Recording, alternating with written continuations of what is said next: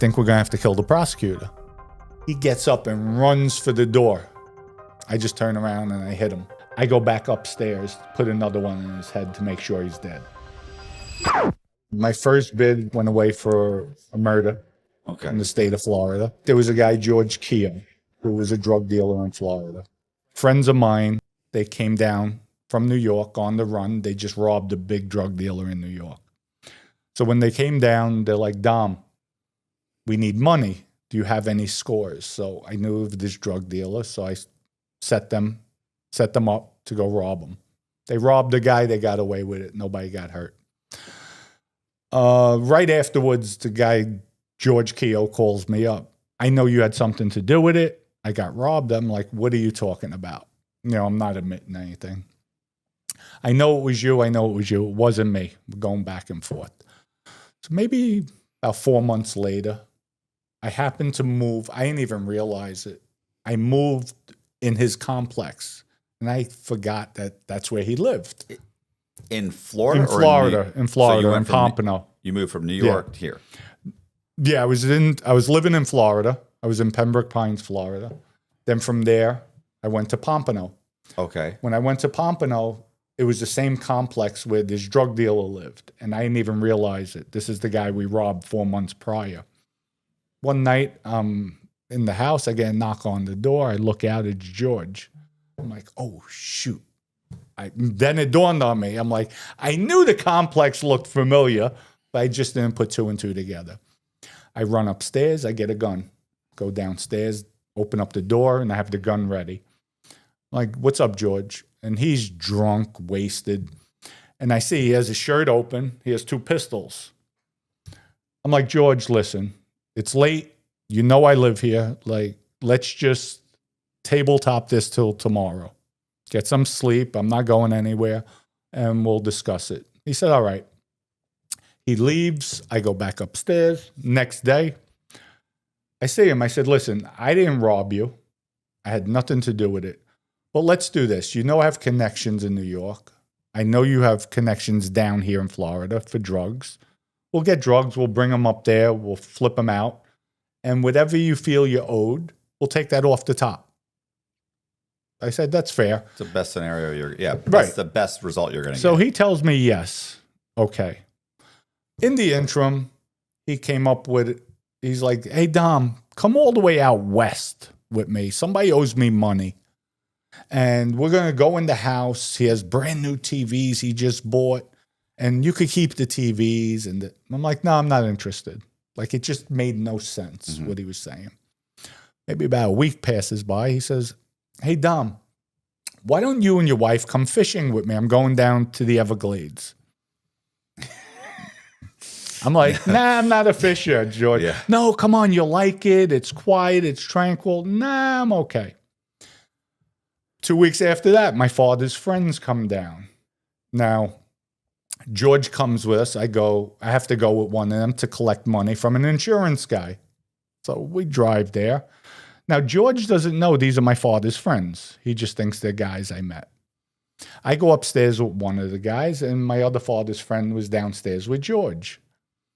Lo and behold, we come back. I drive them back to the motel. George and I leave. We go to the house, and we all meet up later that night for dinner. When I met up with them, the guy, Ernie, one of the guy's names, he said, Dom, I need to talk to you. What's up? He said, when we were upstairs collecting the insurance money, my other father's friend, Vinny, was downstairs with George. And George told Vinny, how well do you know Dominic? He says, I don't know him. I just met him. Well, would you be willing to kill him? I'll give you $20,000. Jesus. You can't even make this up. Right. So Vinny says, absolutely, but I don't have a gun. He says, well, I have one on me. So Vinny says, okay, here's what we're going to do. We're in the car. Dominic's driving. I'm going to give you a signal. Pass me the gun. So I'm driving. George passes him the gun. Obviously, Vinny didn't shoot me. Right. But he used the excuse afterwards. He told George, no, I saw cops. I was going to hit him there, but I didn't. BS them. So they tell me that, he's looking to kill you. I said, no, I had a feeling. Mm-hmm. go through the whole scenario. After that, I told my wife, I said, listen, you have a headache. You have a headache. I have to take you home. Vinny and Ernie, they tell George, you want to come with us back to the motel? We're getting hookers. So he says, okay. I said, my ex-wife, she turns around, I have a headache. I have to go. So I leave. They go in the hotel. The plan was, Ernie, when George gets in the hotel, knock him out. Knock him out. I'll come there and we'll dump him somewhere. I'll kill him. Mm-hmm. He says, all right. I go home, drop her off. I get the gun. I have a silencer. So I'm going up there in Pompano. It's called, I think, Sandy Shoes Motel. How old are you, by the way, at this point? 87. So I think 22. This is 22 super years serious old. Shit for a fucking 20-some-odd-year-old kid. Sorry. Yeah. I'm sorry. No, that's the streets. Yeah, that's the streets. I mean, this is vastly different. Like, there's too many people in it. Like, this is vastly different than a couple of gangbangers shooting each other. No. This is super thought out. Like, okay, yeah, this is a whole cat and mouse kind of thing going on. Sorry, go ahead. Though. I didn't mean to interrupt. No, that's okay. So with that, I go back to the motel. Now I knock on the door. For some reason, I said, "Let me put the silencer on the gun." I just had a sick feeling. I put the silencer on. Who opens up the door? It's George. So once he opened up the door, the chain was on. Oh, it's you. Okay. He unlocks it, opens it. I pushed him back and I put the gun up to him. And right away, Ernie grabs him. George always had 2 guns on him. Takes his 2 guns off and he's sitting on the bed. I have no money. And I'm like, this is not about money, George. You wanted to kill me? No. What are you talking about? I would never. Thought we were friends. Exactly. So, I mean, we went back and forth a little bit. All of a sudden, his last words were, now he's on the bed, on the edge of the bed. He's like, I have to pee. He gets up and runs for the door. I just turn around and I hit him in the back of the head. But as he's running forward, as soon as the bullet hit the back of his head, he stopped and his whole body jerked backwards. So I probably hit a nerve or something. Came backwards, tumbled over, was on the floor, just blood's coming out, and that was it. We put him up in the bed. We all go downstairs because now we're going to go get cleaning supplies and everything to clean up the room. Right. I go back upstairs, put another one in his head to make sure he's dead. And then that was it. We went back. Oh, I thought you were going to say he was gone. No. Like, he was gone, all right, okay. But not in that sense gone. We came back. We cleaned up the room, took the body. We were on the 3rd floor. So it was all wrapped up down the steps with the body. That doesn't look in the trunk of the car. It was about maybe 2:30, 3 in the morning. So it was pretty quiet. Okay. So put him in the trunk of the car, drove out to Palm Beach County and went west. And I found a canal. We dumped him in the canal. They wound up finding him a month later. Oh. Should've needed to go to the Everglades or what's the other Okeechobee swamp? The swamp at Okeechobee. They would have been gone. Yeah, alligators would have shoot them up. At this point, are you already like calloused and just like, hey, this is the life, this is what I have to do? Or are you like, holy shit, I had to? Well, I knew what I had to do at that point. Like there was no turning back. Like, it's just you or him. In my younger years, being on the street selling drugs in New York, like it's either I've seen people get robbed, killed. So it's like, that was my first body. First person I killed. And this guy is actively like he's not even smooth about it. Like it's overly obvious he's going to he's not giving up on it. No, he wasn't giving up. He was adamant, but I gave him an out. Right. Like, George, let's work together. Like, okay. And he didn't even have proof that I robbed him. Right. That's the best part of it all. Like, all right, where'd you get robbed? They took half a kilo and $20,000 in cash. All right, so let's call it $50,000. First monies that come in on the profits, we'll take it off the top. You keep it. Mm-hmm. And that's it. Till it accumulates to 50, and then we'll go 50-50 on everything else. And he was like, okay. So I gave him an out. He was just adamant he wanted me dead. And he was even willing to pay to have me killed. Like, are you kidding me? It's just funny that he grabs that guy when, in fact, well, he obviously didn't have anybody of his own that he could go to. No. And obviously, he didn't have the heart to do it. Right. He wasn't built like that. So how do you get grabbed for that? The Broward County Sheriff's Office, they went asking around, and they found in the hotel there was blood stains when they cleaned up the room. Well, when cleaning came in, there was towels missing, sheets missing. So right away they reported it. And then just so happened when Ernie and Vinny, we all had tasks to do. So I had my stuff to throw out. They had their stuff to throw out. When they never tied their bags. When the garbage pickup came, whatever dumpster they put it in, the bags, when the dumpsters went into the hopper of the garbage truck, it opened up and there was all bloody towels. They called the cops. And there was a postcard, Sandy Shoes Motel, vodka bottle, cigarette butts. I don't smoke cigarettes. So lo and behold, they asked at the Sandy Shoes Hotel. Yeah, there was a guy, Dominic, here, because there was some phone messages. I didn't know we were going to kill this guy. Right. That wasn't in the future. It was like, okay, they're down here for a purpose, not to kill somebody in the hotel room. And so they actually came to me, the cops, and they brought me in for questioning. I said, yeah, sure, I'll come in. This is a month afterwards. This is before they found the body. Oh, no, I'm sorry. They did find the body at this point. They asked me if I knew George. I said, yeah, he's my neighbor. We hang out, and that's it. I didn't lie to them. I just didn't tell them I killed him. Yeah. So they showed me a picture. Here's where I have to say I'm stupid. They showed me a picture of a guy who actually looked like Bozo the Clown. His name was probably Ernie. Is this Ernie? Because they had the people who were at the hotel room. Staff said, I guess they showed them pictures of George, myself. They said, yes, they were here. Is that Ernie? And I'm looking, I'm like, I don't know this guy. They locked me up for accessory to after the fact. They said, that's Ernie. So I was covering it up.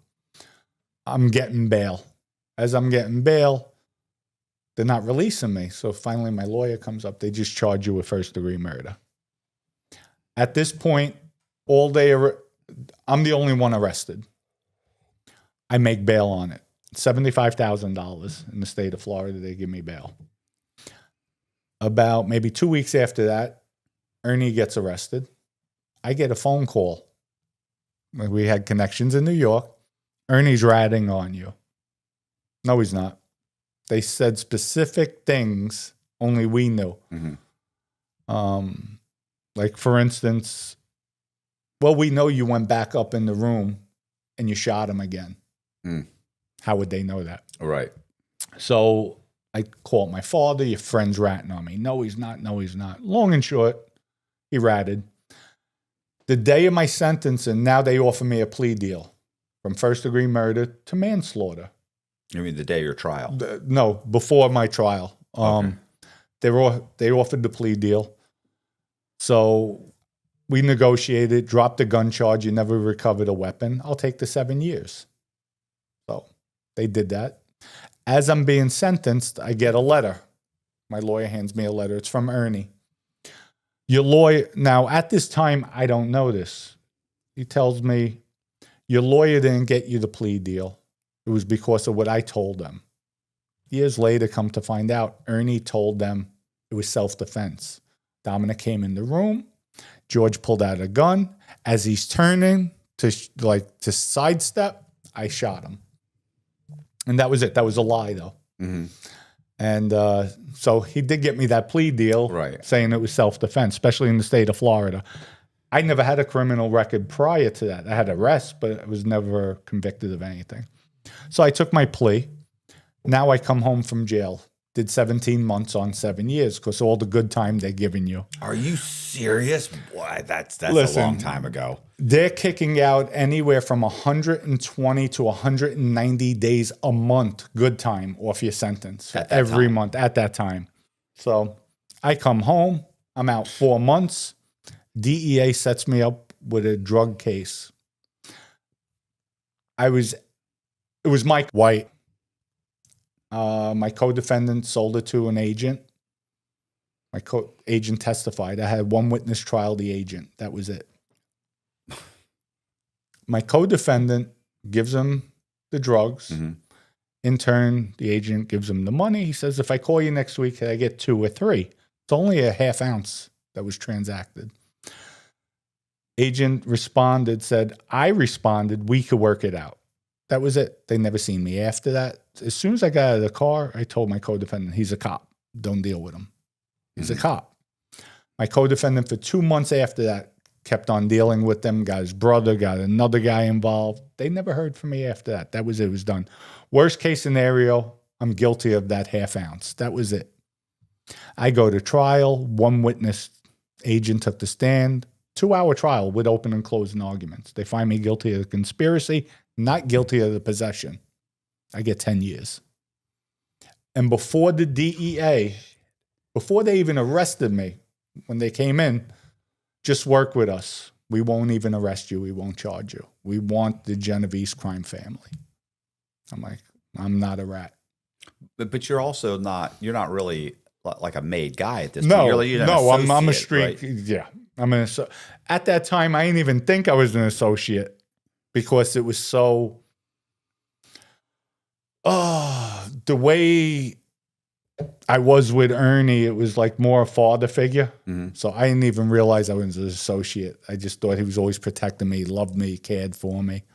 I was, and that's the way I looked at it. But I was always loyal to the streets. And what they did, it was just, I'm getting 10 years for that.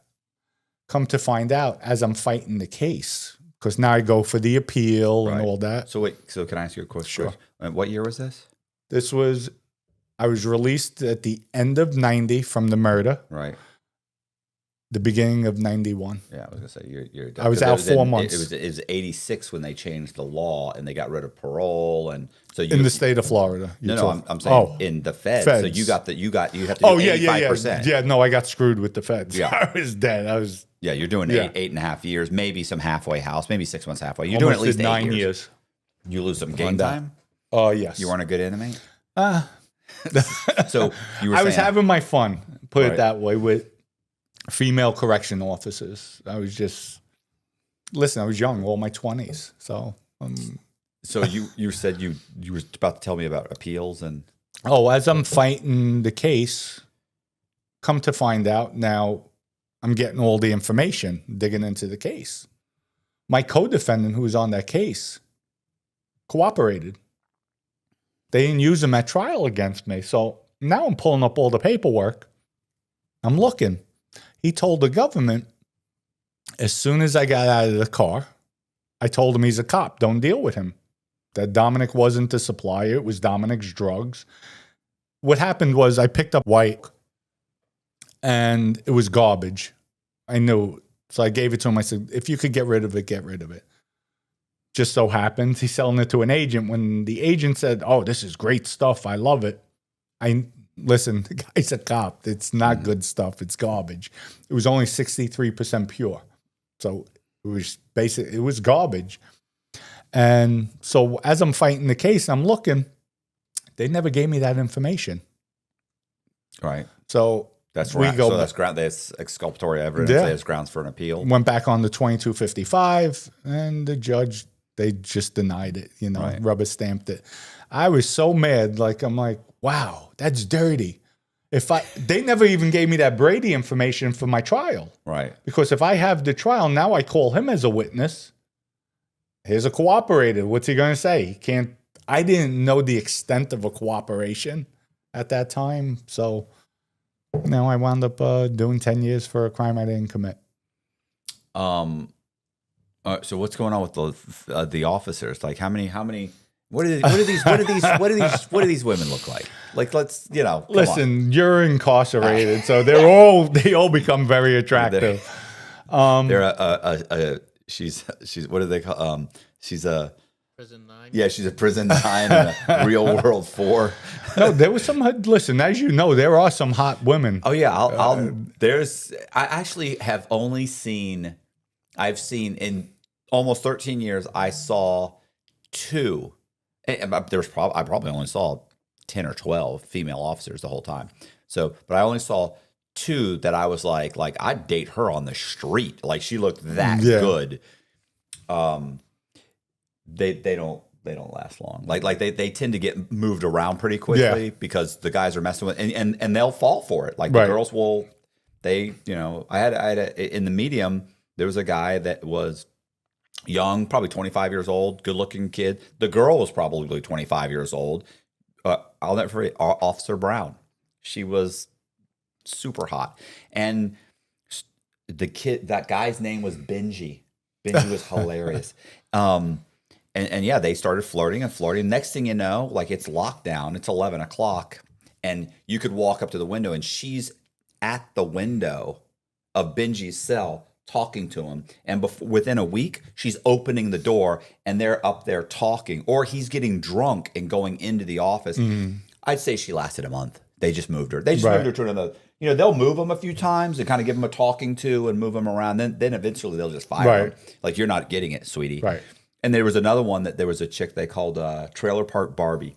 She was straight dirty foot. Cute though, and she worked commissary. Mean as a fucking snake. Mean, yell at you, scream, talk to you like you were a dog. Yeah. And it was just like, I'll never forget a buddy of mine. She was yelling at him through. They have the plastic. Right. And she's like, he wanted to switch. Like he ordered, chocolate ice cream. They didn't have it. And he's like, oh, can I switch it for? Can you give me vanilla? Give me what? She's like, no, it's not on the thing. He's like, no, come on, just switch it. I didn't know. You said it's okay. You didn't say it's outrageous. She's like, no, next, no. And so she's like, listen, and she starts screaming. And as she's screaming, and keep in mind, this place is packed. There's all these inmates there. She's like, screaming at him. He goes, shh. It touches the glass. I thought she was gonna listen. We were roaring laughing. But anyway, there was it. So yeah, there's some hot ones. Yeah, and at that time we had colleges. Teachers would come in from outside colleges. Mm-hmm. So now you had some pretty young girls coming. None of that's happening anymore. No. Well, the Zimmerman bill came out. And stopped all that. Stopped the weight program, the JCs. It was good. There was rehabilitation. There was programs. Now it's over. It's cattle call. That's all it is. It's money for them now. So you're okay. So we're not going to get a specific story. That's fine. We had a story about a CEO and an inmate just do $6 million on TikTok. So we're like, yeah. Oh, nice. He had a whole thing. It was hilarious too. Yeah. So you get out. So you get out after you did 10 or 9? I did 9. I had a 10-year bid. So. Okay. So you got out at 9. Yeah. Supervised release. Supervised release. Where did you get released? 4 years. In Jersey. Actually, I was living in Rosenhain, New Jersey. That's by Vineland. And here's where you're going to like. One of the correction officers I wound up marrying. From Farrington, New Jersey. Did she stay a correctional? She quit her job. And we got married while I was incarcerated. Marriage by phone. California has their law. You could get married by phone. So while I was in segregation, we hooked up a 3-way call. They married us by phone. And actually, when I was in Schuylkill, Pennsylvania, they approved her on my visiting list. She came in to see me one time. And then after that, they took her off the list. They took me from Schuylkill. I went to Cumberland, Maryland. And that was it. But she stayed by me for 4 years, my last 4 years of my bid. Always home, always like supportive, really good. I come home. I get a halfway house in Philly, Kentucky, in Center City, Philly. There 6 months, and I lasted maybe about a year with her. No, she was just extremely jealous, possessive, and I just couldn't take it anymore. And that was it. It was done. I was back to New York. And was there a reason for her to be jealous and possessive? No, I was home every night. I was working in the Union, Tile Marble in Terrazzo. I was home. I was basically situated. I'm in Rosenhain, New Jersey. Like, there's nothing out there. Okay. So once in a while, I go into New York. I had to see Bruno, Anthony Indelicato, who was part of the Bonanno crime family. Yeah, those names don't sound like they're mobbed up at all. Well, his father was Sonny Red in the movie Donnie Brasco, the three capos that got killed. Yeah. That was his father. And at the end, where Joe Pistone's supposed to kill Bruno on the boat, that's Bruno. Okay. So I was close to him. Vinny Gorgeous was his partner. He was out of the Bronx, and I was close with Vinny as well. And it's just, it wasn't a good recipe with her and I. She was just too jealous. I mean, if I would say something to her sister, hey, sweetie, she'd be like, don't ever say that to my sister. That's disrespectful. Like, what do you mean disrespectful? Like, right. Like she didn't like, it was just, it wasn't good. I know how they can, I know how. It wasn't good. It wasn't good. Yeah, so, they get nuts sometimes. Yeah. So that didn't work out. So, but now what are you doing? You're on supervised release. You're laying marble and I'm working Terrazzo. in Local 7 for the first year. And then after that, I went to New York. I opened up a tile company. Vinny got me into the Hunts Point Meat Market. They were refurbishing it, rebuilding it. So I had that tile job. And then from there, I just... construction. I started, rising financially within that 4-year period. I completed my supervised release, and that was it. That was good to go. Became a member of organized crime in that time. I during the 4 years? Yeah, during the 4 years. So when I came, put it this way, from the halfway house around December of 1999, I was released. I was done with the halfway house. So from there, Vinny had an altercation in February of 2000 where a guy wanted to kidnap his son. Just passed a comment, I want to kidnap his son. So Vinny calls for me. I sneak into New York. Of course, my probation officer doesn't know this. Long and short of it all, we wind up killing the guy in February 15th. Actually, he was supposed to get killed on Valentine's Day, February 14th. I told my wife, I have to go to New York, but I'll make up Valentine's Day to you the next day. We're looking for the guy. We can't find him on Valentine's Day. So we go back. Vinny said, I'll get a line on him. When I do, I'll page you. Just come. Okay. So now I'm getting ready to go out to take her out. The next day, I get the page. So I know what it is. I have to go to New York. I'm like, I'm sorry, I have to go to New York again. So I know she's fuming. I go out there, and we wind up finding the guy that night, and we killed him, left him in the street. So can I ask you a question? Sure. He didn't kidnap his son. No. He said got it in word that... Yeah, what happened was my father was a drug addict. This guy was a drug addict. They all would stay together. They're doing drugs one night. They're all partying. They're outside. Vinny's son passes by in a car. So the guy passes a comment. Imagine if we kidnapped him, how much money we could get. He had no intentions of kidnapping him. Right. But Vinny felt if somebody makes that statement, I'm going to make a statement. I'm going to kill him. Because the next person that even thinks about it will think twice. Right. Like, yeah. You don't know who's going to take it too far. Exactly. And the neighborhoods, everybody speaks. Everybody knows what's going on. So we set out to kill him. We set up a hit team. And Vinny and I jumped out of the car. We started blasting him. And that was it. Left him in the street. And everybody went their separate ways. But I was only out 2 months. And I'm killing somebody for the family. Right. That's how loyal I was. So I mean, does that get investigated, or is this just some random guy got shot and it just falls? It was investigated, Yeah, but yeah. there was, from what I knew, there was no witnesses. It happened. It was dark out at night by the service road of the highway in Throgs Neck. So it was a quiet area. The guy went out to walk his dog, and we left him there in the street. So you're still running your kind of construction company, but what else are you doing to make money? Well, at that time, I'm working in Local 7. I'm living in Jersey at that time. Local 7's what? It's a tile, marble, and terrazzo union. Union, okay. Union as Jersey. Sorry about that. Yeah, it's Florida. Yeah, no, it's a union. So I was in the union when I was out in Jersey. And by this time, I was living out there. I was staying out there. So periodically, I would come into New York to see them. But it was just, when you're called for, that's what the life is about.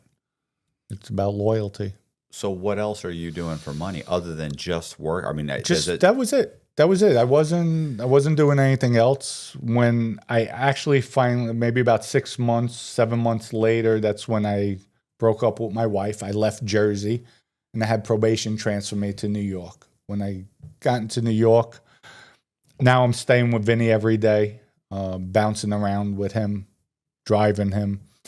I opened up a tile company, Union. Got the union job at the Hunts Point Meat Market, so that was my first job. I'm making money.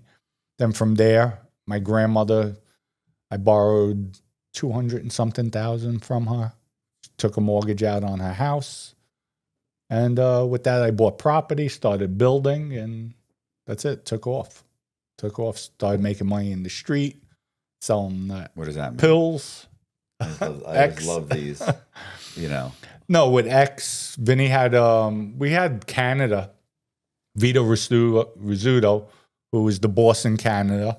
They were actually part of the Bonanno crime family. So they would bring down trees, they would bring down X, and Vinny couldn't sell the X. So I had connections. I was younger. So, wound up selling them to the Albanians. They were taking them and they were pushing them out. So that started to be an earn for me. And then everything else was mainly legit. We got into some sports book, taking bets. We had people doing the bets. We would just back it financially. So I was making money there and just elevated. Then I got proposed to become a made member in organized crime. Got straightened out, went to an induction ceremony. What does straighten out mean? Straightened out means becoming a made member. Okay. When, they say get your finger pricked, the saint burnt in your hand and the gun's on the table and all that theatrics. And it's just a crock of bull at the end of the day. I mean, is that all that's true, though? That's true. Everybody's around the table. We join hands in secrecy. For the Bonanno crime family, they go through a whole spiel. But at the end of the day, there's no loyalty. It's a joke. It's a joke. So Michael Franzese? Yes. Have you been on his show? No, not yet. Okay. So we're... Are you going to be on his show? Yeah, we talking. He said he's going to put me on to talk about my crypto. So you know what Soft White Underbelly is? Yes, okay. I've heard of him. So he had done Soft White Underbelly. That was the first time I was in the halfway house, and he had just done Soft White Underbelly. Maybe had he about the same time, whatever, about around that same time. But yeah, that's how I first heard of him. And I'll never forget. And this is why it's important. Is that there was one of the few times I started reading the comments, and this woman said, "This man looks like he smells like." Vintage leather, cognac, and it was the way she put it, it was just great. Yeah. Right? And she had this whole little thing, like he was like an aged wine or something. Right. She had this whole thing, and I just started laughing. I was like, that is a great, like that would be at his age for a woman to have right. said the way he looked in that description. It was great. It was great. Oh, Michael's a great guy. Yeah. I spoke to him. We met in person. He's very, very humble and really good guy. He's one of the good ones in the life. Right. What family was he in? He was with the Colombo crime family. He was a captain. Made a ton of money with the gas tax. It's gas tax. Is that this? Yeah, they were skimming pennies off. Those pennies added up to hundreds of millions. Yeah. So all right. So you were at this point. You were made. What does that mean? I mean, I know what it means because I've seen some mob movies. So I know everything. I'm an expert. I watched 2 videos now. So what does that mean? Does that mean like you have people like underneath you? Because I've seen the FBI charts. That they put up. They'll put the. Well, first you're an associate, and then from an associate, you become straightened out if you're proposed to the life. And once you are made, you're supposed to be above everybody else, where somebody puts their hands on you. If they know you're a made guy, they could get killed. Like, you're supposed to be untouchable, basically. It's just, and then you have associates, you have guys. That means you could speak for yourself to another made guy, where if you come in as a civilian, because you're an associate, you can't speak to a made guy. Right. Unless they tell you. Now, if you have a relationship with a made guy, it's a different story, but you can't just go up to, say, Joe Blow. Hey, can I speak to you? Like, who are you? Like, if you don't know him, you can't. Right. Unless you're made. So they make it seem like it's very prestigious. It's an honor. This day and age, it's a disgrace. And here's the way I look at it. Nowadays, you have a lot of rats. Okay? Myself, I cooperated. No secret. There's about a dozen guys who cooperated, put guys away for life in prison. Guys died who they put away. They're in New York. They're in the construction business. They're making money with guys who didn't rat, wise guys, and they're allowing it because the rats are giving them money. Right. So where is the honor? I would rather do what I did than do what's going on now. Like, if I didn't cooperate and you cooperated and I let you back in the city because you're giving me money, like, it's just, the life is over with that. I look at it. You have some serious guys still out there, without question, like the Genovese crime family. Right now, that's the most elite crime family. They're underground. They don't see anybody. They do have a few members who I just did a show on. Michael Hippie, who was using H in prison while he was straightened out. He was a soldier in the Genovese crime family, and that's a no-no. But these are the up-and-coming guys, the future of Cosa Nostra. And I look at it like, if he's the future of it, you're definitely like doomed. Right. What's a soldier? So how's a soldier? Is a soldier a like soldier is a guy? No, a soldier is a guy who's straightened out, a made guy. It's another terminology. Okay. You have a soldier, you have a captain, you have the underboss, the consigliere, which would, like, Sammy the Bull was. Sammy was the underboss. Okay. Consigliere is more like an attorney. It's a peacemaker in the family. It's somebody who has knowledge, wisdom. You know, it should be an older person. It was in Godfather. It was the Tom Egan. Yeah. Right. And he was an attorney. Because he couldn't be made in it because he was adopted. He wasn't correct 100% Italian. And actually, the Godfather, that would never happen in real life because he's not Italian, and you have to be a made member to be a consigliere of a family. It's just somebody. It's the movies. It's the movie. They glamorized the mafia too in the movies. It was a great movie. It was. 1 and 2 were the best. The Godfather. 3, it got like Michael. All of a sudden, he doesn't. They destroyed it. They destroyed that movie. 3 was horrible. I think, my opinion. So you were made. You've got guys underneath you now. When you're made, really, you answer to a captain. Right. Vinny was my captain. Like, what are you doing? Like, and you kind of explained it like I've got a regular business. It's legit. We're also doing, you said we have a number or a numbers racket? Sports bet. Right. We've got sports betting. I'm assuming none of that's legal, the sports betting and stuff. Okay. No. So you're doing other stuff to generate money. Like, how long does that and how old are you at this point? You got to be in your 30s. Yeah, no, I'm in my 30s. Okay. That I'm with Vinny. No, we had a massive operation. What happened with the sports betting book? Actually, there was a kid around Vinny. His name was Lenny. We called him Casper. I know his last name wasn't Casper. I think he wound up testifying against Vinny Basciano. But this kid, you look at him, college, preppy kid. When he was in college, he started a sports book. Throughout the years, it grew and grew and grew. He had maybe about 125 clients. Then he had one client that would bet anywhere from $5 to $7 million a weekend on football. Whoa. Now, he's not winning 7, he's not winning 5 million, but I think the most he ever won was maybe 700,000 one weekend. The most he lost was maybe $2.5 million. Always paid. This is a kid. This kid wasn't in college anymore. No, the kid wasn't in college. Okay. But Huge. the kid came to us. He was around Vinny, and we became partners with him.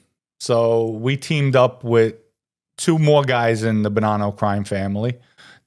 Jerry Asaro, whose father was Vinny Asaro. They had him with the Lufthansa heist. Jerry Asaro was a captain, and his acting captain was a guy, Jack Bonaventura, who had a towing company, auto body repair shop. So we partner up with them, and they had the offices in Costa Rica. So we would take that action every weekend. And Vinny was a degenerate gambler. He's betting on the football games. I'm like, oh, geez, like, why? And I don't bet. Once in a while I might bet, but most part I don't bet. And I would be like, oh, my God. No, Dom, we're going to do good. We were supposed to be collecting $500,000. Where some weeks we're like losing $100,000 because of all his bets he's betting. So that was a nightmare in itself. But we made a lot of money with that as well. Sports, the bookies always make at the end of the day. Where was I go? Oh, so with this guy, Lenny. You see now they have the QR codes. Yeah. He brought that to me back in the early 90s with the phone, with a group of guys. Look at this. And they developed where they could scan the regular grocery barcodes, but the product would pop up on the phone. Okay. And I looked at it. Nah, I didn't believe in that. Like, I didn't have the vision for that. I'm like, these son of a guns, they got away with it. And who knows? I don't know where they ever took it, if they took it anywhere. But we had also, it was called sexychat.com. Okay. They were girls. We had the office on York Street. It was in a building, whole floor, and they had cubicles. Each girl would be in a cubicle, like an apartment, a bedroom, and they would get their things off, and they would have their clients come on and watch. That was another thing we had an interest in. But cam girls. Yeah. Right? That's what they call cam girls. But once I cooperated, all that went out, Right. But you look now, sexychat.com, it's loaded, like, wow. And these were things we were involved in. But I primarily made my money. I had a real estate office. We would do mortgages, titles, insurance. So I made money there. I had a bar lounge, made money there. I had an auto repair shop which about 40 cars my shop could hold, where we'd fix the cars, tow them. Construction companies. So I was doing well. Are all these, like, to me, I think of auto bodies, and I think there's like a huge opportunity for graft, for a huge opportunity to get stolen cars, use the parts. Like, there's a huge opportunity to take stolen cars and parts of stolen cars and use them. And refurbish. Yeah, the chop shop. Yeah, but yeah. I didn't do that. I stayed away from that. We would get aftermarket parts, which, say for a Mercedes, a hood might cost you $4,000 or $5,000. Aftermarket's $1,800. Right. So, we would do things like that instead of putting, the legitimate. The Mercedes one. Yeah, we get the aftermarket and nobody could tell the difference really. But very lucrative business. We had chaser trucks. So what that is in the Bronx, if there's an accident, my tow truck drivers would have scanners. So they hear right away, as soon as an accident, they have to report to the police and the paramedics to come. So we would have the scanners.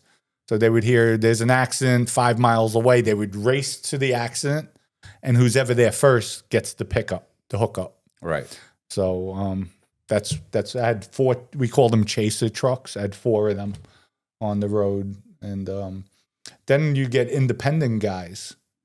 So for my guys, they would get maybe 20% of the accident. So whatever the bill is. With independent guys, you'd give them sometimes 35 to 40%, whatever they bring into you. So now, if they had an accident that was $20,000 in damage, it adds up real quick. Right. The profitability is through the roof with accidents. So how much money are you bringing in? Like what kind of? In 4 years and I was home 5 years that time. The first year I was in Jersey. I was trapped in that marriage. But the 4 years I was in New York, I amassed net wealth anywhere from $8 to $10 million I made. Okay. And 90% of it was through legitimate business. When I went away to jail for the crime families, my boss, Joe Massino, he was dubbed the last Don. He was one of the old school bosses, John Gotti era, Vincent DeChin, Gigante era. He wound up wearing a wire on the acting boss, Vinny Gorgeous, who was my mentor. And they were talking about me killing people, and they locked me up.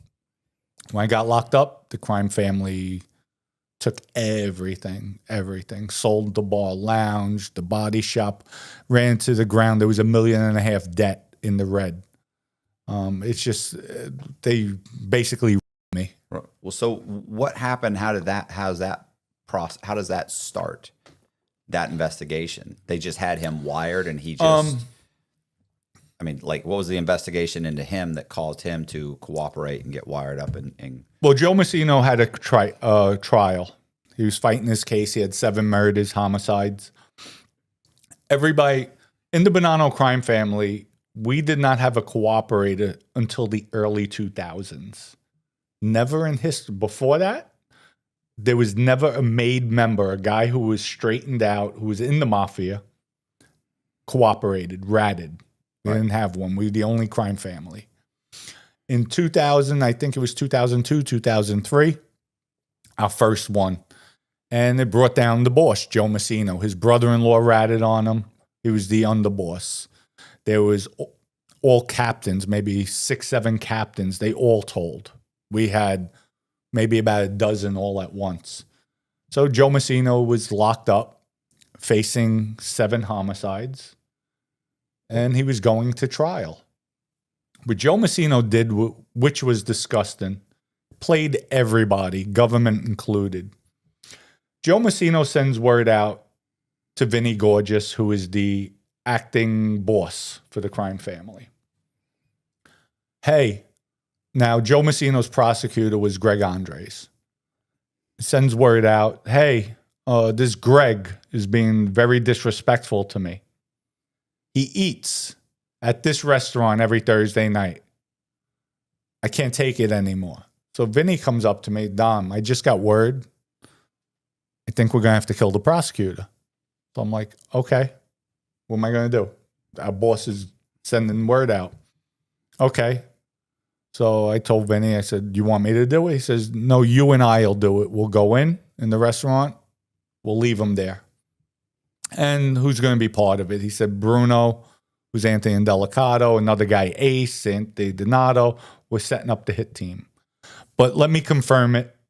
I'm going to send word in through a different way because messages are coming in and out through lawyers, investigators. So because he didn't get bond. He's incarcerated. No, Joe Massino's in jail. Okay. He's getting ready to fight his federal? case. Federal, yes. Okay. He's in MD, I think MDC. Yeah, MDC Brooklyn, New York, the holding facility. A federal prosecutor.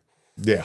You know, that is super serious. So Vinny sends word in through a different way, not through the way he got the message, through another way. So what Vinny said, hey, ask Joe the message he sent out. Does he want me to move on it? Joe never responds. So after 2 weeks goes by, Vinny said, I said, what's going on? He says, I don't know. He didn't respond. He's probably thinking about it. So, but if he, be ready. If he sends the message, we're going to have to move quick and take him out. Okay. Now we'll fast forward. Joe never responded to that. Joe goes to trial and blows trial. The day he lost trial, when the jury came back and said guilty on all murders, he's facing life in prison, without a doubt. He told the lawyer, tell the judge and the prosecutor I want to speak to them. As he's being walked out of the courtroom, they accommodate him. Greg Andres is sitting back there. Joe says, I want to cooperate. Greg looks at him, tells him, who are you going to tell on? We already have everybody. All the years of crimes, your brother-in-law was the underboss, told us everything. You and him were like together for 40 years. Right. Like, you can't tell him. Well, what if I tell you there's a hit on the prosecutor? They have him take 2 lie detector tests. He failed them both. I know this because I was fighting the case.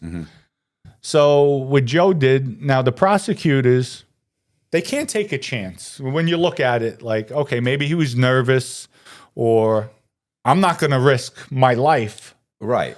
God forbid. So what they do is they indict Vinny Basciano. They get him locked up. Now, I don't know if Joe's cooperating. They accepted Joe as cooperating. So now they arrest Vinny on a murder. I'm still on the street. When Vinny gets arrested, they have Vinny and Joe on the same indictment, but Joe's not known as CI number 1. It's Vinny and Joe Massino. They have co-defendant meetings together, but he's cooperating. Vinny doesn't know this. Now for some reason, they put Joe Massino, or Joe Massino's in segregation. They put Vinny in segregation. So now they're both in the shoe. They have a separation order on them. They wired, now prior to that, they had a court hearing.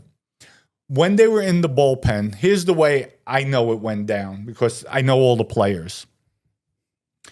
They're in the bullpen, and Joe said to Vinny, hey, are you out of your mind with that prosecutor? You were going to take out the prosecutor? And Vinny, I know, responded, Bo, of course. Wasn't that what you sent me, the word? No. Then this is Joe, them talking. Joe's not wired up or anything. Right. This is prior. So Joe said, are you out of your mind? Like, to take out a federal prosecutor? That's what I thought, Bo. You know, okay, let's it go. Now they're in Now, that was during their transport going to court hearing. Now, maybe a week goes by. They're both in segregation. Joe tells them what happened. They wire Joe Massino up. He's wearing a wire now. They both go out to the rec deck. It's on the rooftop deck. They're in... Okay, even though you have a separate T order, they could bring you out there, but you're in separate cages. Right. So the cages are separated, but you have access like this. We're together. So Joe turns around. Now he knows he has Vinny. Vinny, I was thinking, that thing you told me with the prosecutor, were you really like, I can't believe you were going to do that. Bo, let's not talk about it. Okay, yeah, you're right. He just baited Vinny. Right. Now what happened was a guy, Randy Pizzolo, got killed. He was around us, the Bonanno crime family. So Joe says, Vinny, who took this kid out? Now, Vinny's locked up, but Vinny left orders with me, kill him. So while he's locked up, I'm loyal. I kill him. So Vinny says Dominic did it.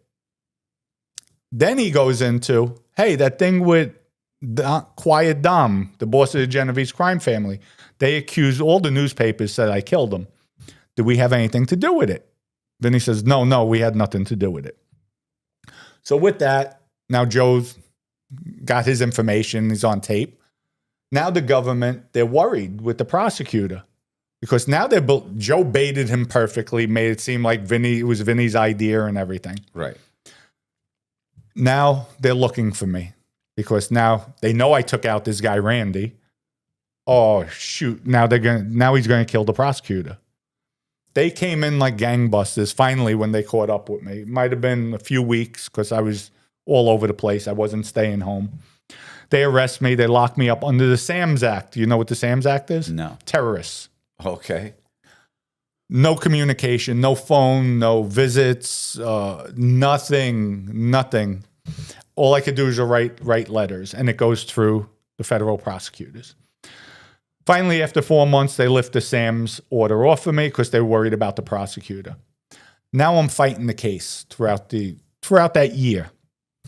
Vinny turns around and tells me, in the interim, I'm a captain in the crime family. Michael Mancuso, who now is the official boss of the crime family at that time, he's the acting boss. He takes all my guys and breaks up my entire crew. I'm like, Vinny, why would he do that? I'm not found guilty yet. That's my support level out there. That's why I have an acting captain. And that's my income. Bo, I don't know. He's just playing games with me. At the end of the day, he tells me, now the government had nothing on me. They had no wiretaps, no tapes. Other than a conversation. A jailhouse conversation. About you. And Vinny, when this kid Randy got killed, that I'm charged with that murder, Vinny's locked up in jail. I'm at a basketball game. I'm on TV that night. And then what I did, the way I orchestrated that hit, I told Randy, do me a favor, tell your wife it's going to be a late night, so I'll meet you in the city after the basketball game, and we'll hang out. We're going out. So he's like, all right, just make sure your wife knows that. So my thing was with the government, okay, you say, because I know what they're going to say. I had an airtight alibi. I'm at the game and I had him hit. Then why would I tell him to not call Randy's wife to the stand? Who was he supposed to meet? Dominic. Here the government's saying I had an alibi. Why would I throw myself back in the mix? I had no clue what happened to him. And that would have been that's the way I orchestrated it. Right. In that street life, you have to be like 10, 20 steps ahead. So my lawyer, Jeffrey Littman, one of the top defense lawyers up there, criminal lawyers, turned around and said, Vinny, they have nothing on Dominic. He's not taking the witness stand on your behalf. Oh, yes, he is. No, he's not. He's going to beat the case. Vinny had me fire Jeffrey Littman. So I fired him. And he has me, you're going to take the witness stand because you'll come off as credible and we could beat the case. Here's two things. If we win, nobody will ever sit down with me again because they'll consider me a rat because we're not supposed to admit Cosa Nostra. Mm-hmm. And here I'm talking about I'm a captain. Michael's the acting boss. It's not illegal. It's not a crime to be a captain or a boss. Right. As long as there's no illegal activities, now I could show all my legal businesses. I pay my taxes, this, that, and the other thing. Nobody will sit with me.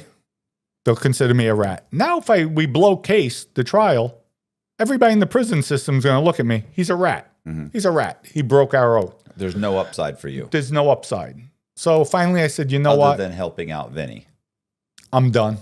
Right. I'm done with all the money they robbed from me, leaving me broke. I'm done. I'm out of life. We broke the straw to the camel's back.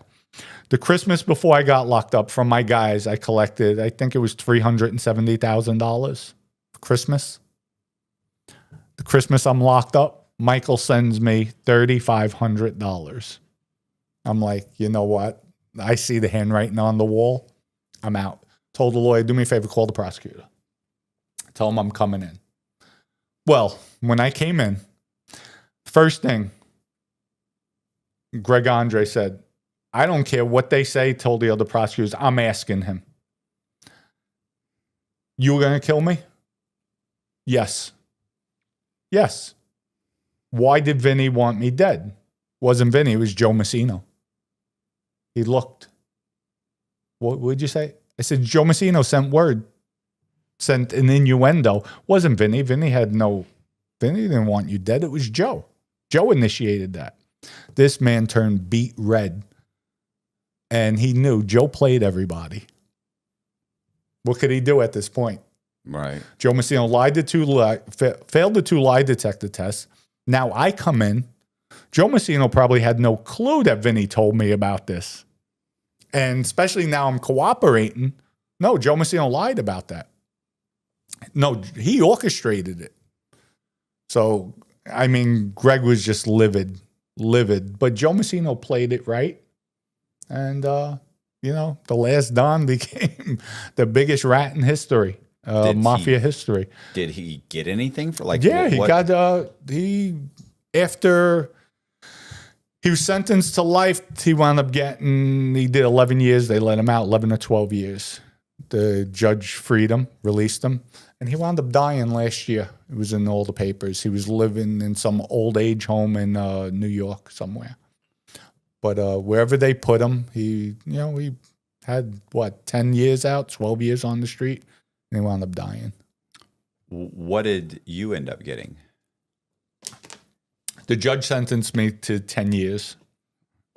In 10 years with your cooperation? With my cooperation. I was facing life sentence. I had 2 life sentences I was facing. At first, I had the death penalty. They took that off the table. And then 2 life sentences. Judge gave me 10 years. Everybody thought I was going to walk out. I had 10 years, you do 8.5. I had about 6.5 in already. So everybody thought I was going to walk out. But the only reason why they said the marshals, everybody, is the fact I didn't take the witness protection program. Mm-hmm. If I was taking the program, more than likely I would have got time served.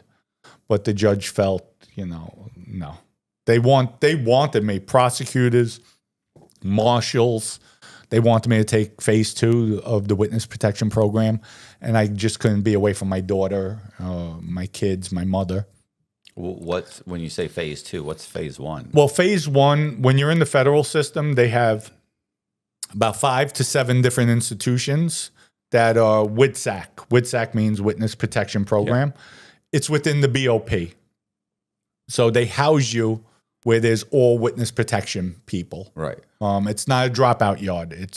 You have to go through the marshals. You have to take a lie detector test. They do a thorough scanning that you're not going to go in there and harm anybody.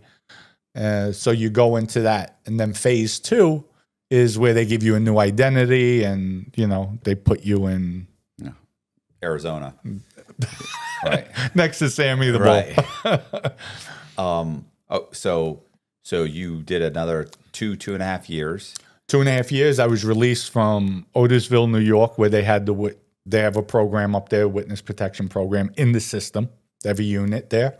And then I came down to Orlando, Florida. And you know what it felt like, Matt?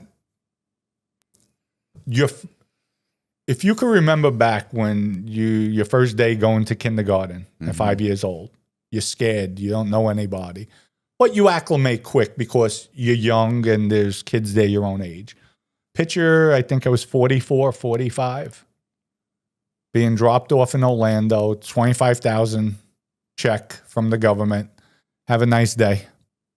Not knowing anybody. Right. That's scary. And it wasn't like I was a carpenter. Like I had construction companies, but I hired people to do the work. Yeah. I had auto repair shops. I hired people to do the work. So I had no vocational tech training, no education. I had a GED, some college courses, but that was it. So getting back on my feet, and here's where I'll go back. There's a guy, his name is Yehuda Kaplan. President Trump, just a Jewish fellow. I go back with him many, many years. And I was always respectful, always, there for everybody. Never took advantage. He was a friend. And Yehuda's the type of guy who believes in people. When I mentioned I was going to cooperate, I had asked him. He said, Dom, just do it. Get out of their life. It's not for you. And I'm very close with his family. He was just appointed as ambassador for anti-Semitic.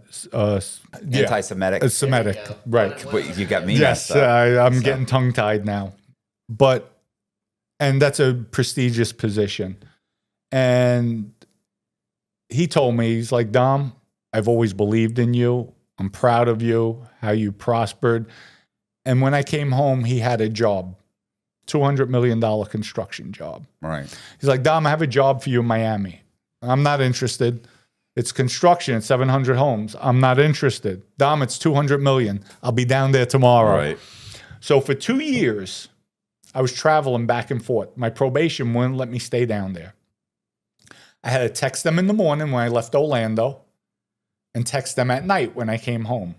So that's anywhere from 7 to 7+ hours of driving. I did that 4, sometimes 5 days a week. And massive job. And that's what I did. And he believed in me. I just, I had 1,000 hours community service. I did it through the Jewish community. I assisted with synagogues and wherever they needed help, certain rabbis. And, like he said, Dom, I believe in people. I believe in the good. I saw good in you, and that's why I believed in you. And, because of him, it helped me elevate that much quicker back into society, back financially, where now I could buy properties. And that's what I did. I started buying properties around my area with all the money I was making off the job. And from there was no stopping me. Again, getting back on my feet. But it was scary coming out and not knowing. How many years ago was that? That was 2013. I came home. This is the first time in my adult life I'm out this long in the street. I don't even have a parking ticket. Like, I just been by the law. Whenever I do something in my life, it's always 100%, 1,000%. And I felt if I'm turning my life around, I'm going to do it. I'm not going to be a knucklehead where I'm going to just keep on messing up, going back in. Even my own family members turned around and said, past comments, he hasn't changed. He'll be back in.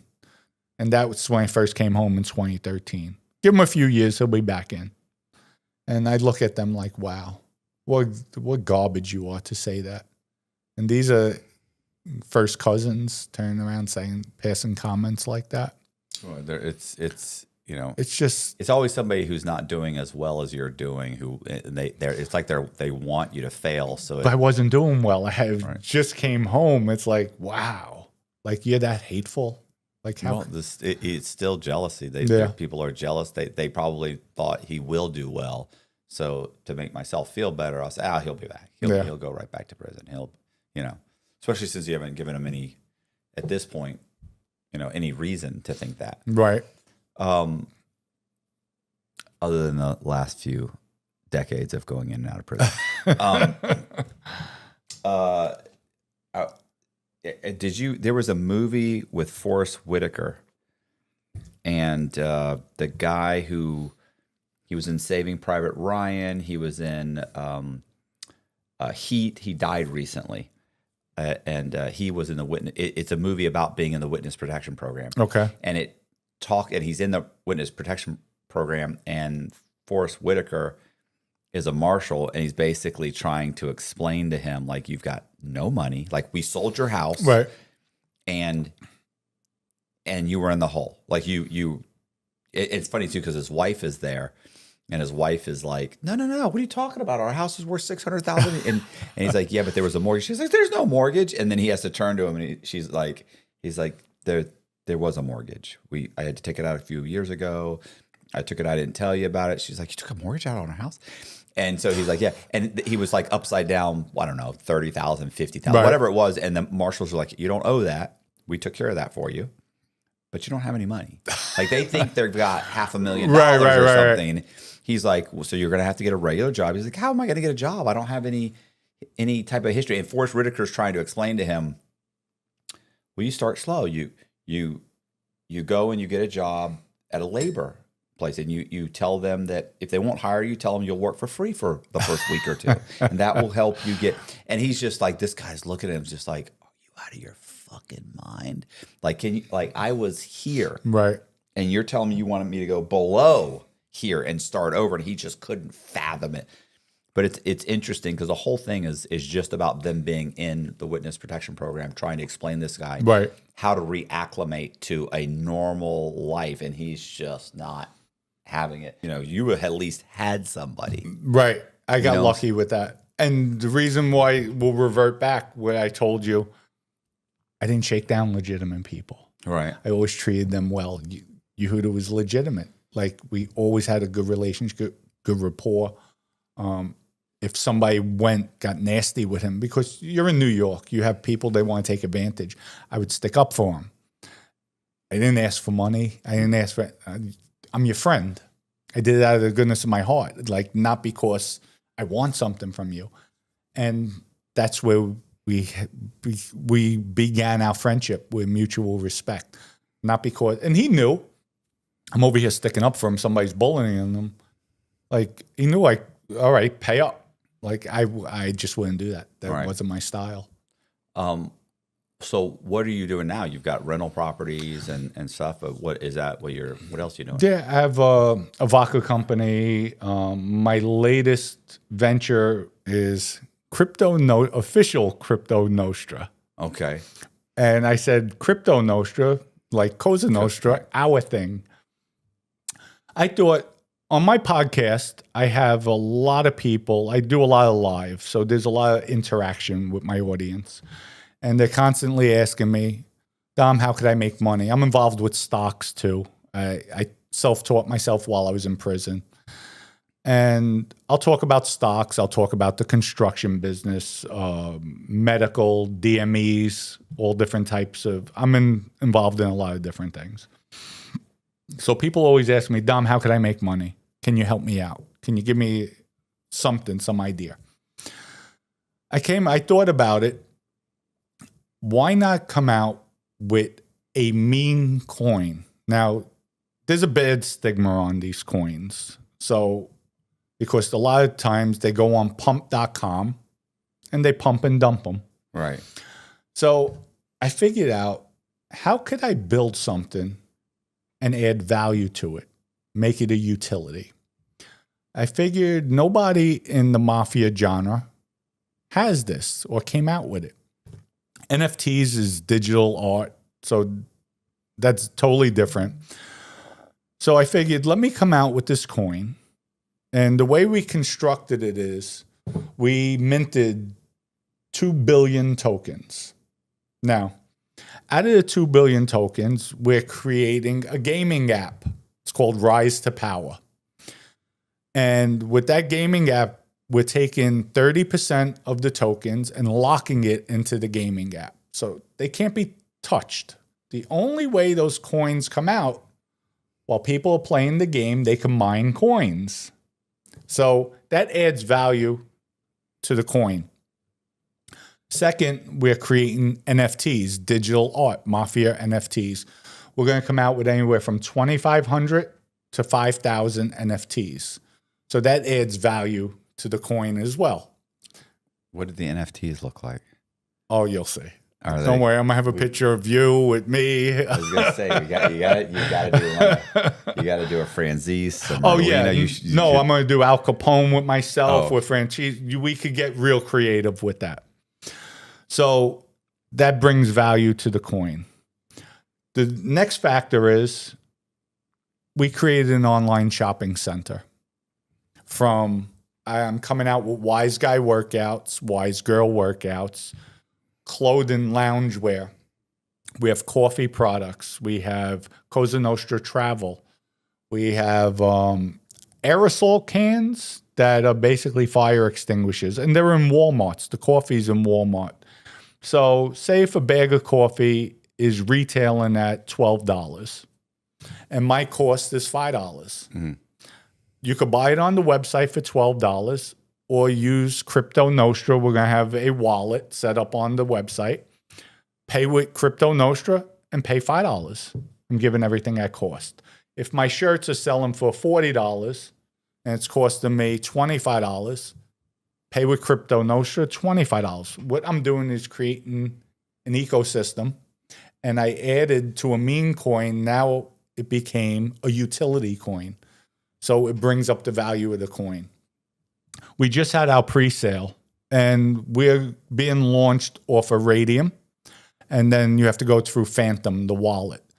Phantom, because of that Hawk tour, I don't know if you heard of it. Yeah, I know who. I know the chick, and I know she did kind of a rug pull. A rug pull, right. Correct. They had 90% of that coin, the tokens, were in only 10 wallets. So they had the majority of tokens. And I'll go back to that in a minute. But with the Haktua, they did the rug pull on it. With us, our tokens, right now, we sold out of our pre-sale. We had 400 million tokens on the pre-sale. We sold out. We raised just looked $154,000. That's in our liquidity pool. We have, I think last count was maybe 142 wallets. So ours, it's all spread out. Yeah. It's not loaded up. What I did was, on the open market, we launched tomorrow. We have 375 million tokens are left for the open market. We have 75 million tokens that are put aside for advertising, marketing, influencers. So what I did was I told my audience, we're going to put 50 million tokens up in a pool. So if I have 100 people that sign up, they have to abide by the terms and conditions of the contract. They have to promote. So every time we tweet something, put something on Instagram, they have to repost it and go on sites and promote the coin for about 10, 15 minutes a day. That's it. When the coin hits, everybody has their wallet with, say, 500,000 coins in the wallet, 100 people. For them to have ownership, for it to be theirs, the coin has to reach 50 cents. Once it reaches 50 cents, it's their wallet. But the wallet's locked until one or two things happen. The coin hits $4, then it'll get released. They'll get the access code. They just made $2 million if that happens. If that doesn't happen, then there's a 6-month waiting period. But they have to live up to the terms and conditions to help promote the coin throughout the 6 months. After that time, they'll get an activation code where if the coin's trading at 50 cents, $1, $2, it's their money. So I'm engaging the audience. I'm only as good as my people around me. And I'm making everybody feel they're part of something bigger. They're part of a family, a group. And at the same time, it's free. They come on, they join. But the vision with this coin is to make it a utility, make it a currency. Nobody has done that. So I'm putting foundations in place, levels in place where it's going to become valuable. It's not just a meme token. Trump's coin, official Trump, it's just a meme coin. There's no value to it other than the name recognition, Trump. Right. Ours, we're putting value behind it. We're making it a utility at the same time. Are you coming out with other stuff other than other like things you can buy with the coin? Or I would like to, yes, as we move on, if I have friends with restaurants where they could go get meals, where I do want to come out with, if we see its movement, when the coin goes up, now we become more valuable. So the company, there's 30% that gets locked into the game, 30% that's in the company. That stays there. It's not going to be sold. Not down the road, yes. As we grow, where I could say, let's do a credit card. Let's do a debit card because now we're worth a lot of money. The coin goes up. We have the value. I'm going to do things to build the company because at the end of the day, I want to leave behind a legacy. And this could be a legacy here. And we could be noticed by a lot of people. We're doing the right thing. We're donating. There's 25% goes to charity. We have 50 because I have a 1% transaction fee. And on the website, it's called a white paper. So it shows where everything's accountable. You show everybody where percentages are going. And I think with the gaming app, we're adding value.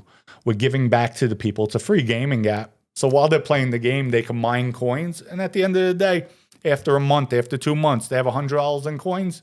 They could keep it. They could sell it. They could do whatever they want with it. What is the game? Rise to Power. Well, I know that, but I'm saying, what is it? What is it like? It's like just a simple game. It's nothing. Not a first-person shooter. No. No. You go to different levels. You want to hit the pinnacle of boss.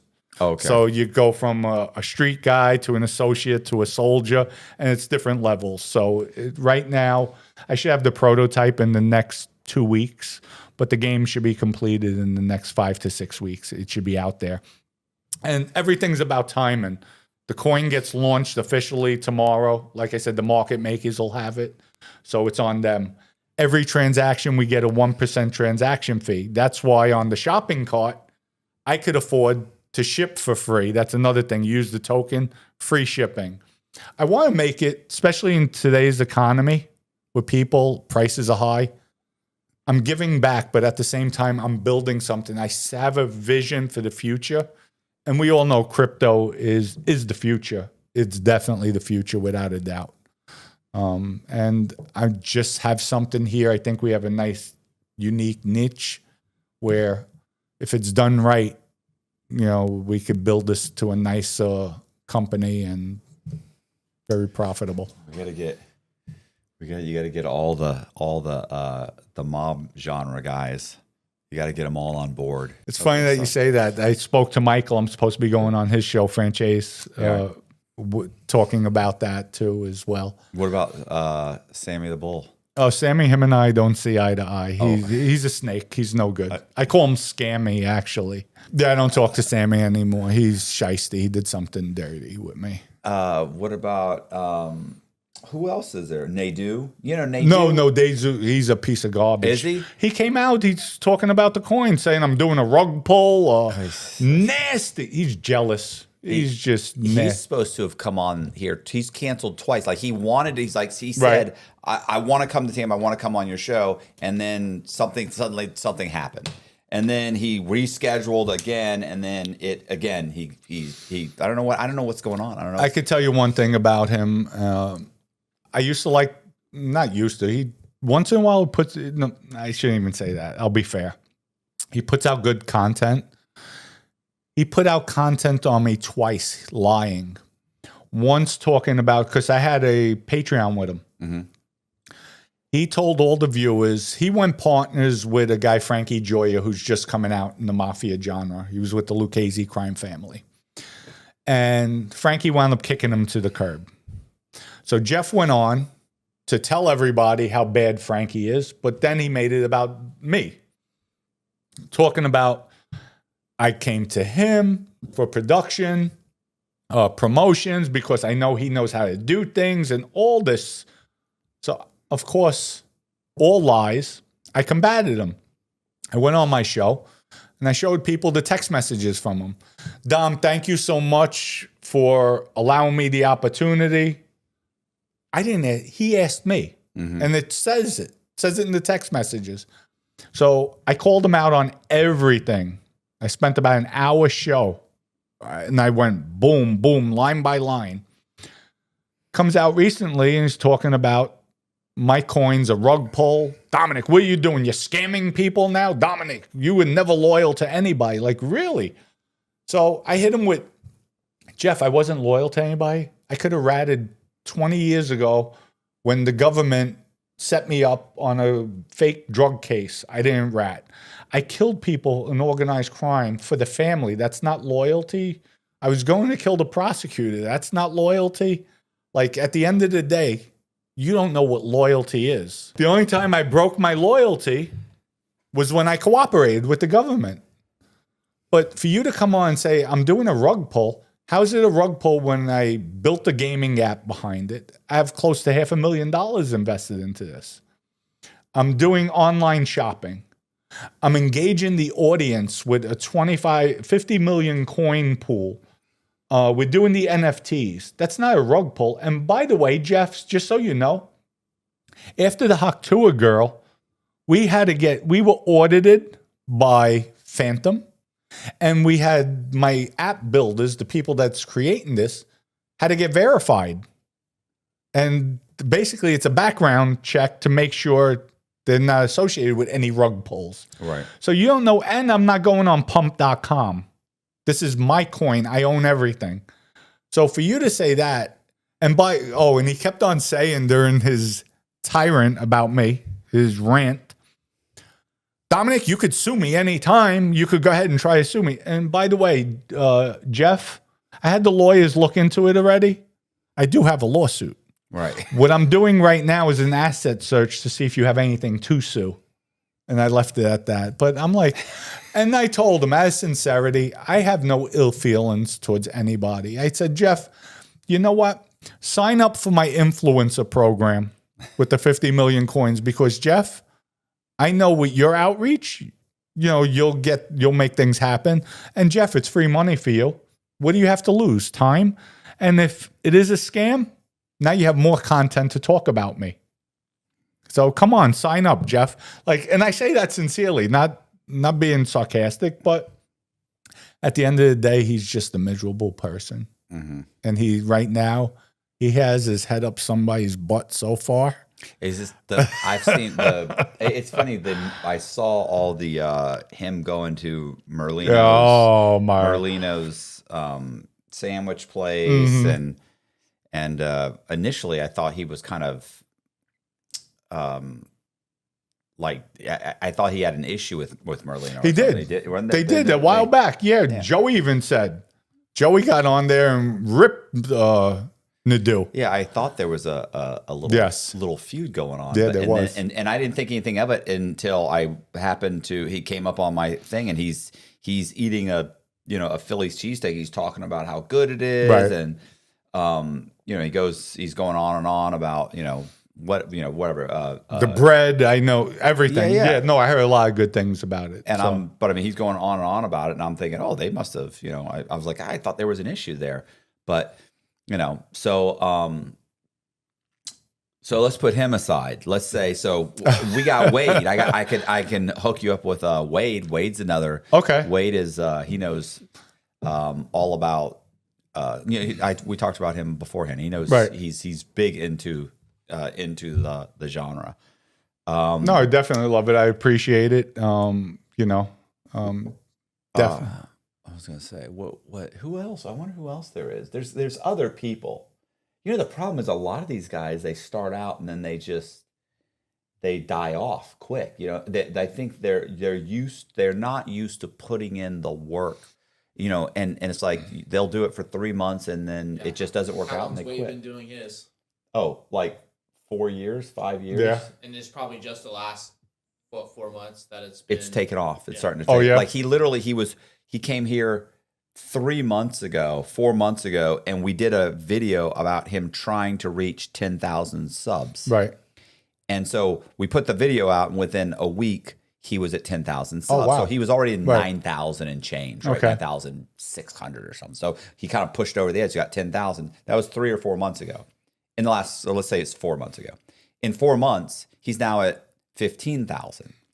So it took you 4 years to get to 10, and then in the last 4 months, it's already 50% increase. Right. So, and that's the problem is that's what happens. Yeah. You grind and you feel like you're getting nowhere, and then suddenly once it kind of starts, it usually it feels like it's doing this, and then it suddenly shoots up. Right. And you're like, what's going on? But if you really look at it, and it is like that, but it's like Colby and I will look back, like every time I complain, like, bro, like the numbers are down and this and this and this, Colby will go, here's what April was at last year, and I'm like, fuck. like, you know what I'm saying? Like as bad as we're doing, it's double that. Right. You don't realize you don't. So, but yeah, Wade would love Yeah, it. no, I'm interested. Listen, I'm going on a tour because with the book, with the crypto that's coming out, I work. I go. I'm not lazy. God has blessed me with vision, and I tell everybody all the time. A lot of times people, Dom, you're crazy. You're out of your mind. If people don't laugh at your dreams aren't big enough. Mm-hmm. I'm up every day, 4 o'clock in the morning, out of bed by 4. I wake up at 3. My doctors are like, Dom, don't get out. I used to get out of bed at 3. He's like, don't do it. That's the worst thing you could do. Stay in bed, even though you're up at least 4 o'clock, because by you getting out of bed at 3, it puts your body into a night shift mode, and that's not good for you. So I'll stay in bed, but I'm up every morning. I do my paperwork. That's when I come up with ideas. It's quiet, it's peaceful. And I'm in the gym by 6:30, 6:20. Yeah, that was me 2 years ago. Now it's like 7:30. Although this morning we got up and Jess and I were there by, was it 6? It was probably 6. Listen, when you texted me, Yeah. I was at the gym. Okay. Oh wow. Yeah, that was 5. Yeah, it was like 5:30. Yeah. Wow. Yeah, it was probably 5:30. That's right. Yeah, I know. That's rare. Matt at like 5 Usually a.m. I know he's gonna respond right 6 or 7. But I'm the same way. I wake up at like 2 or 3. Right. Sometimes I'll lay there for 2 hours, 3 hours before I get out of bed. Sometimes if I'm lucky, I might drift off again. But usually I'm up. A couple of years ago, like this hadn't been like this in probably over a year, where I woke up at 4 o'clock, and by 5:30 we were at the gym.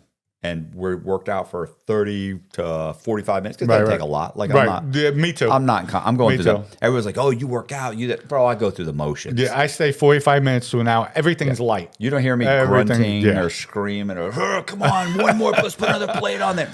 None of that's happening. Listen, at our age, we don't need that. It's just maintaining. That's all.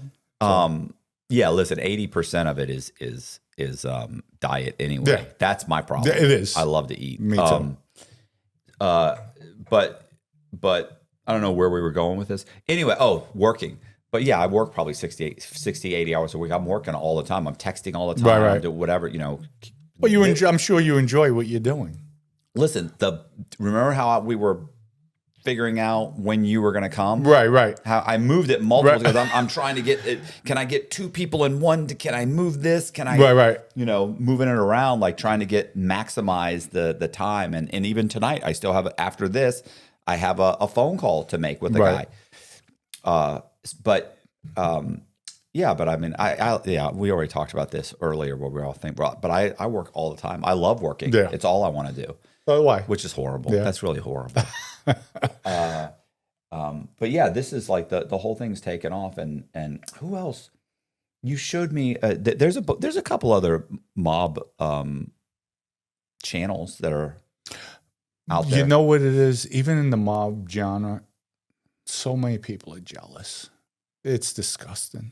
Yeah. I mean, it's ridiculous. I would say the only one who's not is Michael Franchise. He's on a different level. Yeah.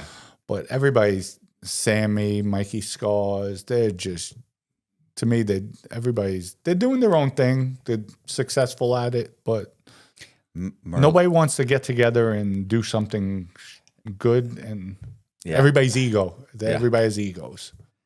Well, and I remember Merlino started his podcast, which was funny because it's like it started out, then it kind of failed, and then it. Well, they shadow, but what's it called? No, shadow ban. I think he was saying he was shadow banned. No, because every other word's an F word. Oh yeah. So they demonetized it.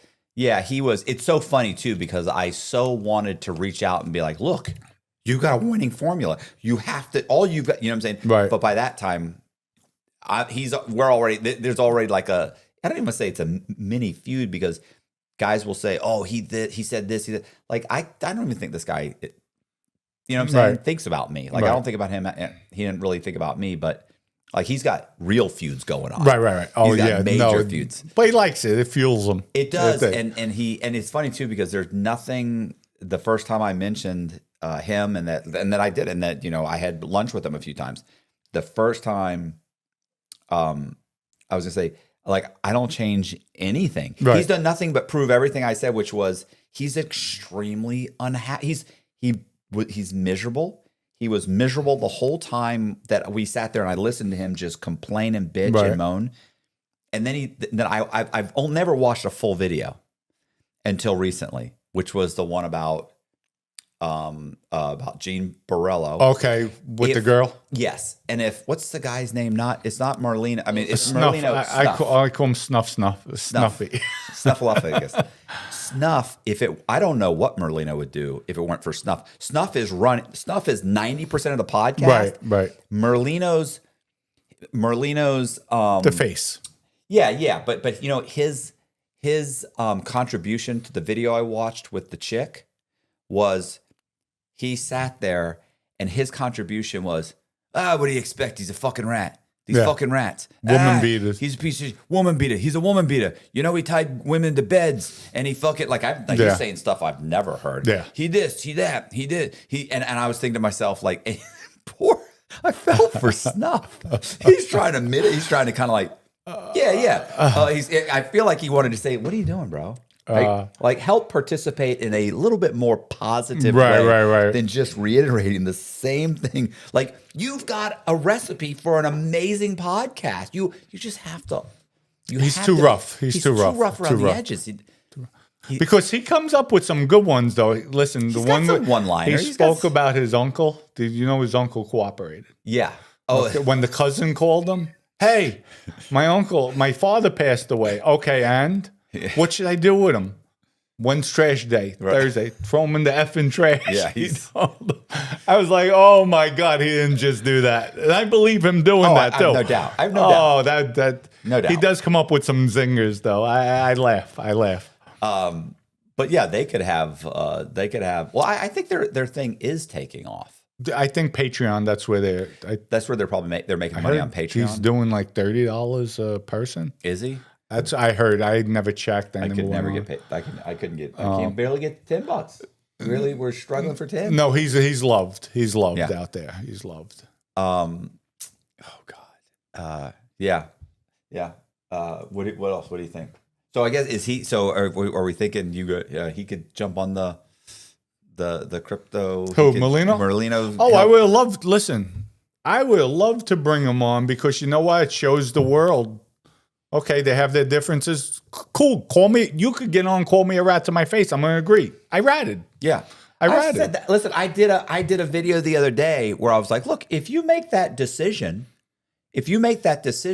I got no problem with you. Like people are like, people say this, people say, I have no problem with that. Right. Here, I had to weigh, and there came a time, Kelby's heard this. Right. There came a time when I had to weigh the respect of my fellow scumbag criminals or 12 more years of freedom. Right. It was not a hard decision. You know?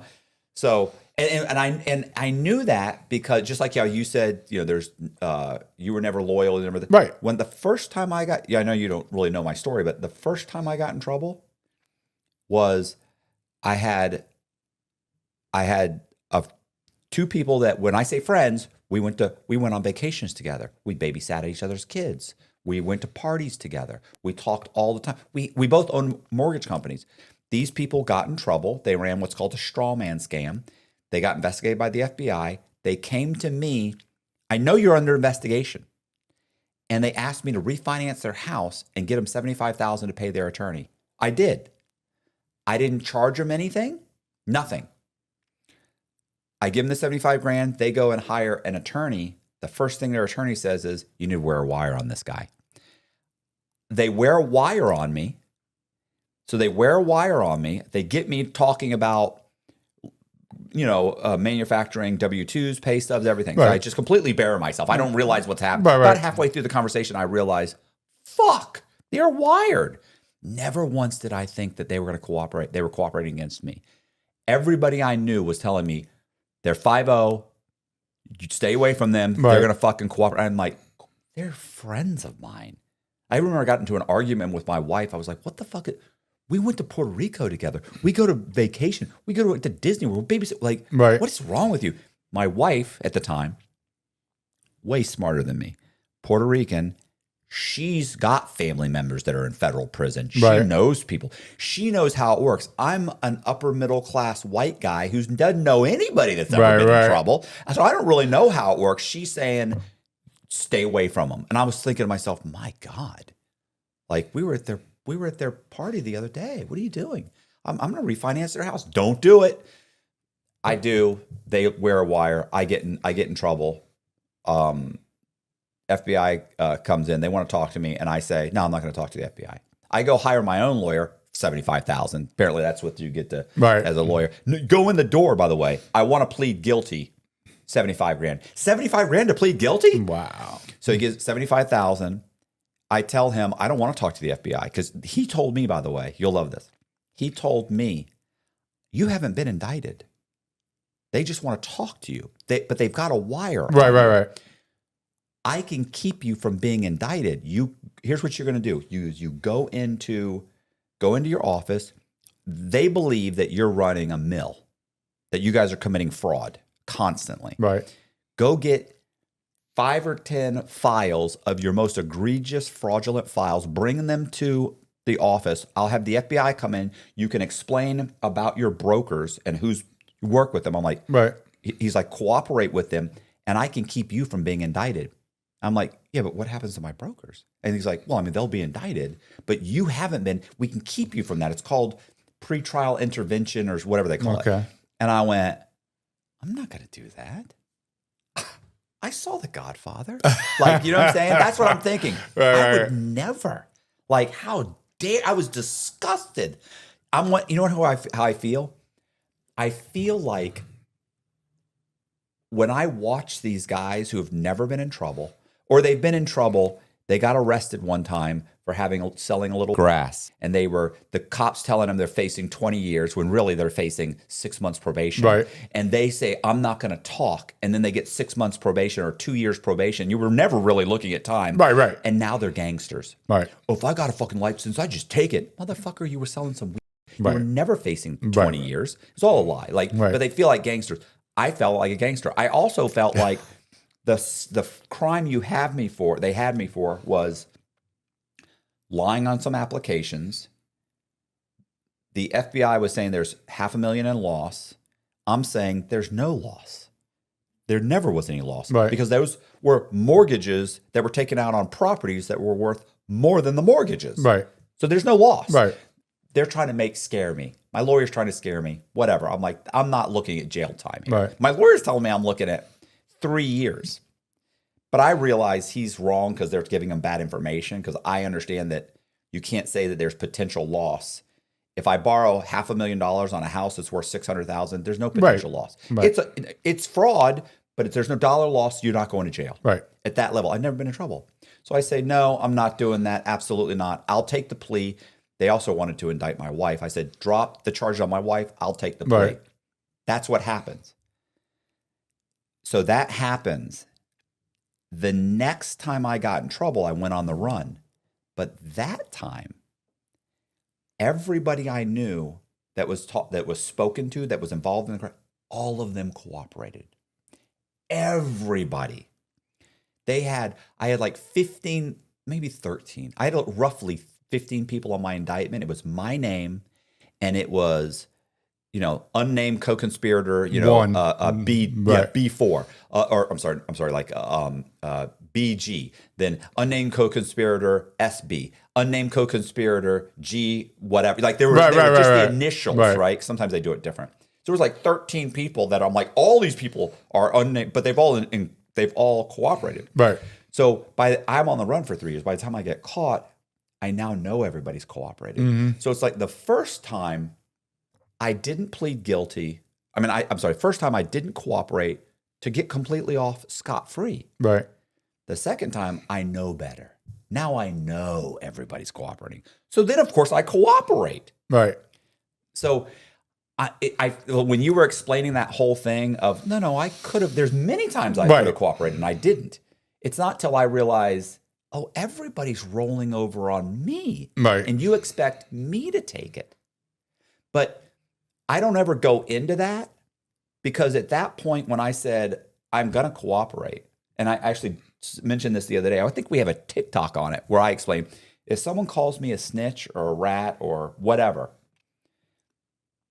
I don't defend that. Right. Absolutely, Neither I did. do I. I had to make that decision. Right. I made it, but that's not a decision that I made the first time around. The first time, I told nobody. Listen, and I always tell, if I knew the first time what I know now, I would have did it I the would have first cooperated time. the first Right. time. Absolutely. Right. Yeah, it's got 2 million views on TikTok. Yeah. 2 million views. Nice. Yeah, 2.4. The top comments are real definition of I gotta put me first, and then the second is anything over 7 days I'm snitching. You know, that's like these. I love, like, these are my fans. Right. Like, Yes. I loved the first podcast I did was with Danny Jones. There were so many. I thought for sure I'm getting roasted. These guys are gonna tear me apart. And there were so many guys that were in there that were saying, like, bro, this dude's just keep it. This is probably the most honest person on YouTube. Right. He's absolutely keeping it real. He's telling exactly what happened. This is the way it is. He's not, I mean, It's the best way to be. yeah, Best way to be. I got no problem with, with that. I mean, I think if you're honest, people are very forgiving. And they'll see through it. I get that all the time. Dom, you come off so sincere. You're quick to apologize if you're wrong. To me, it takes a real man to apologize, to admit when they're wrong. But when I'm right, I'm sticking to my guns. Right.